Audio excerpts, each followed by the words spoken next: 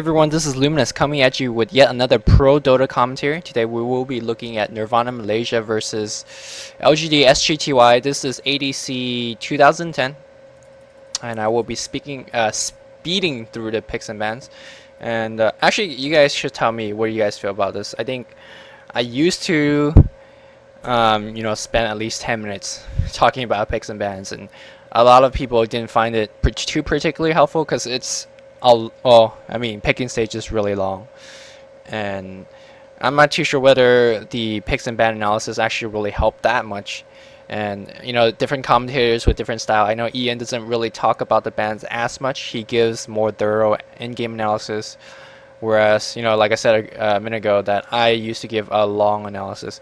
And I'm kind of like, after 60 Dota casts, maybe a bit more, all these heroes are kind of much the same, but I'm pretty sure I'll help out some of the newer players in terms of why teams pick what they pick. But I don't know, it feels like it's it's somewhat a waste of time, and that's how it feels to me.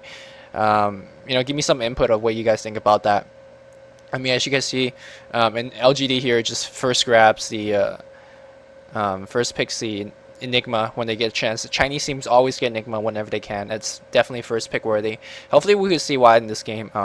Generally a European scene put the Enigma in the jungle, which I find it's a big waste. I think Enigma is best in a lane. He could solo lane so well, and it seems like not many people realize that he with Illidan control, he could deny creeps by conjuring them, and then just with the insane amount of damage with your Illidan and your hero, he just lane controls really well. With these Nirvana team, they're coming back with the Venge and Line. I mean, not too surprising here. The Venge gives them some minus armor capability as they follow up with the Alchemist and the Nevermore, so that's a lot of huge AoE minus armor. And they have a lot of physical hero that I could take advantage of as well. Command Aura definitely helps out in that department. And Nevermore, of course, Alchemists are pretty much late game right click heroes. The Warlock is there to cancel the the Enigma ultimate, because it's a long cast range. If the Warlock is not trapped within the black hole, it makes the Enigma have to work extra hard in terms of positioning his black hole correctly. And even if he positions the black hole correctly, the Inferno will be coming down to cancel it pretty quickly. So on the other side, it's up to the Tide's job to cancel to keep the Warlock disabled as well. So on the Scourge side, they go for more of a kind of a right-clicking team with the Drow Ranger. It does True Shot Aura will pump her up really big. It seems like the Windrunner is gonna have to take a bigger role in terms of carrying as well, because they don't have any other carry hero besides that. So look forward to YYF, which I believe will be playing the Windrunner. When does the Airphone ever not play the Windrunner, right? When LGT picks it. So he's definitely playing that Windrunner. Look forward to him to get a quick mecha. I want to say a quick mecha into some sort of DPS item. Mecha Windrunner has been popular of late, and we'll see what he gets this game. So probably ZSMJ on a Drow, and oh, look, notice how Shuriken's not playing this game. I'm not sure if this is Shuriken or not, or maybe it's just a stand-in, or maybe it's just Shuriken switching his tag. So this is Bnez. Yeah, okay, that person in light blue. I don't know even who. I'll just call him Shuriken for now. If someone correct me, I apologize. I don't know who this person is. But since he's actually carrying the LGD tag, I gotta assume it's Shuriken. So we'll see how this game works out. So I'm not going to spend too much time on the picks and ban analysis. I am in the 9:06 elapsed time on the bottom right. So if you guys are listening on the MP3, get there and pause this MP3 and get there, because I will be unpausing in 5, 4, 3, 2, 1, unpause. You guys like that quick introduction? That was like 2 minutes, I think, 3. I don't know, but I mean, I'm not sure how you guys feel about loading up a Luminous commentary and be like, oh great, 10 minutes of pick analysis, or like, okay, 3 minutes of analysis. Okay, we're right into the game.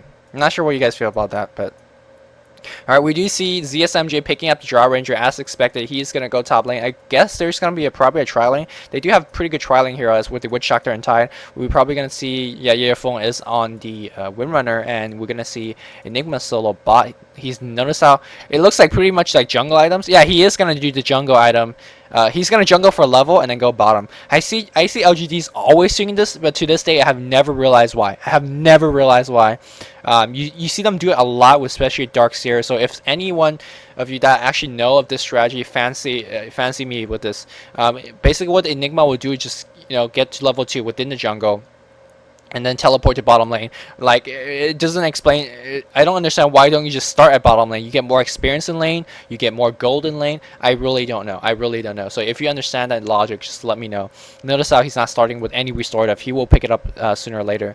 So we see these heroes are hugging pretty close here. There's 4 heroes, and maybe that's why you can help out the first level gank, but I don't think he's gonna take Malphus anyway. So looks like some really nice observer wards are being placed. Look forward to another observer ward being placed on the Sentinel top lane. That is the usual standard spot. We see Sentinel warding down the pole camp as well. So this top lane is going to be pretty formidable. We do see Alchemist, Lion, and Eventual top lane as well. I have to say the Sentinel top lane is probably a bit better, but the Cask and Voodoo, once Witch Doctor gets a couple levels, should help out. And it depends on ZSMJ whether he goes for True Shot or Silence. Both in a tri lane is not too bad. Meanwhile, in the mid lane, we do see a YYF on Windrunner against the Yamate. Hold up. Okay. Hold up. That is Yamate on Nevermore. This is oh wow. I failed to point this out. I don't think he's actually in the Nirvana Malaysia roster. He's just sitting in. You can see actually Mushi. Wow, Mushi on the line here. This is some crazy stuff. So Yamate on Nevermore. Yamate is a motherfucking crazy last hitter. Excuse my swearing there. But that's how epic Yamate is. So look forward to him dominating Slay. I do have confidence in YYF, but this is Yamate we're talking about. As we see some True Shot, as we see a lot of damage going on Draw Ranger. Draw Ranger's just 2 hit away, 1 hit away. Oh, ZSMJ gets a lucky last hit there. So they will pick off the eventual threat. ZSMG gets first blood, so look forward to him to pick up a quick boost of speed as he's going to do right now. Yeah, makes it seem like I watched this replay, but I haven't. I promise. In mid lane, we do see Nevermore is going to be CSing pretty well. He is at 5-1, and YYF at 3-1. And this is exactly what I mean. We do see actually Darcho is going to get to probably level 3 before he ports bottom. Yeah, he's going to get to level 3 off this creep here, and he's probably going to port bottom soon. So I still don't know why. Why would you stay in the jungle to level 3? And looks like he's jungling even more. No, he's still back in the base, and then he'll port. Like this is allowing the Warlock to get complete free farm. I never really understood this. It's not the first time LG is doing it. They did it a lot here. Oh, he wants a quick Soul Ring, which makes sense. It's unimpeded farm for the Soul Ring, which makes sense. It makes sense, sort of. You want to rush your Soul Ring no matter what. You don't want to get ganked. Sort of. Yeah, okay.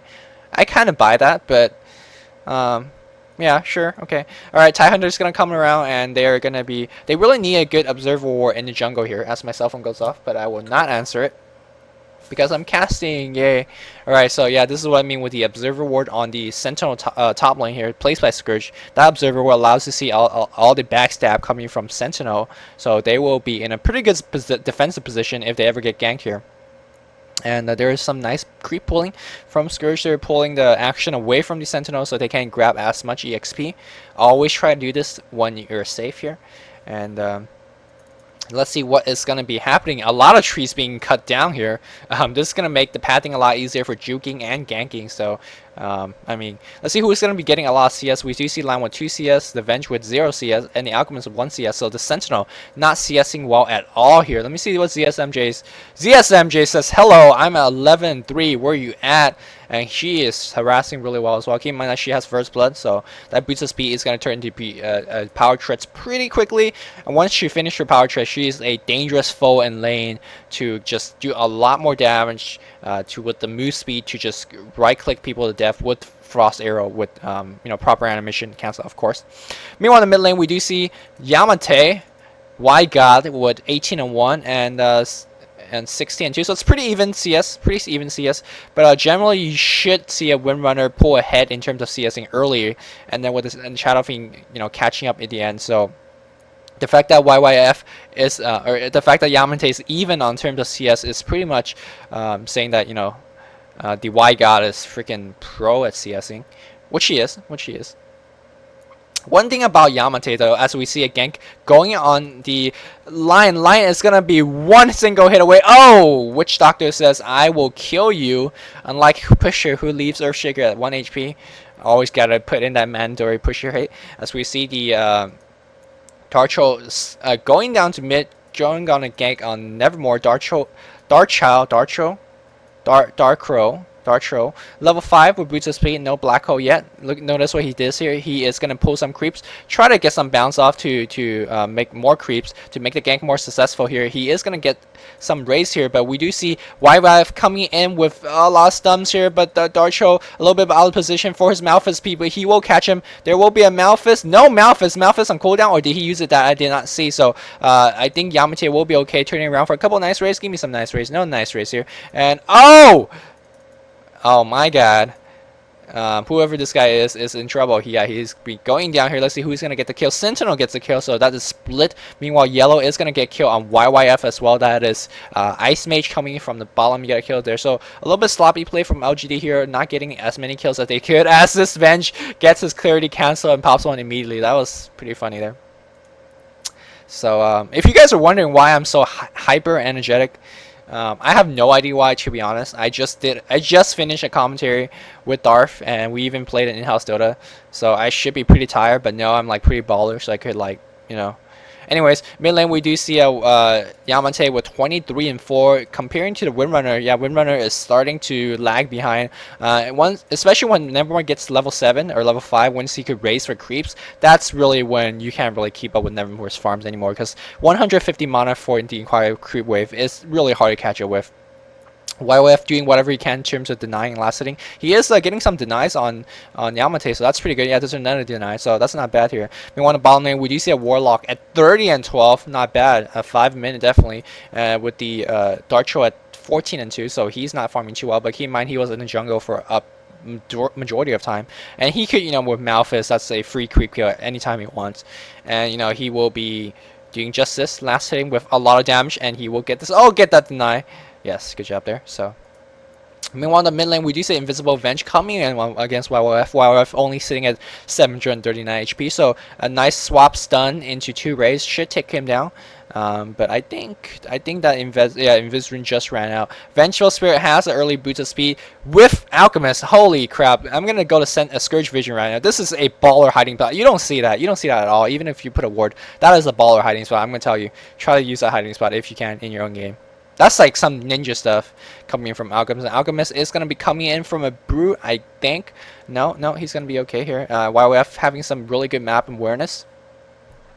And, knowing that he's there's someone missing on the map. We want to bottom lane another Observer Ward being placed on by Ice Mage. Actually, Ice Mage placing wards. I'm pretty sure he got the wards, but he's not the one placing them. Or no, he's the one placing them, but he's not the one that got them.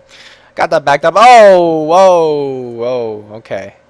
Okay, that brew was a little bit in place. A little bit late, excuse me. Alchemist actually pick up a level 1 Goblin Greed, which is pretty odd, because generally when you see a roaming Alchemist like this, you don't generally expect a farming Alchemist.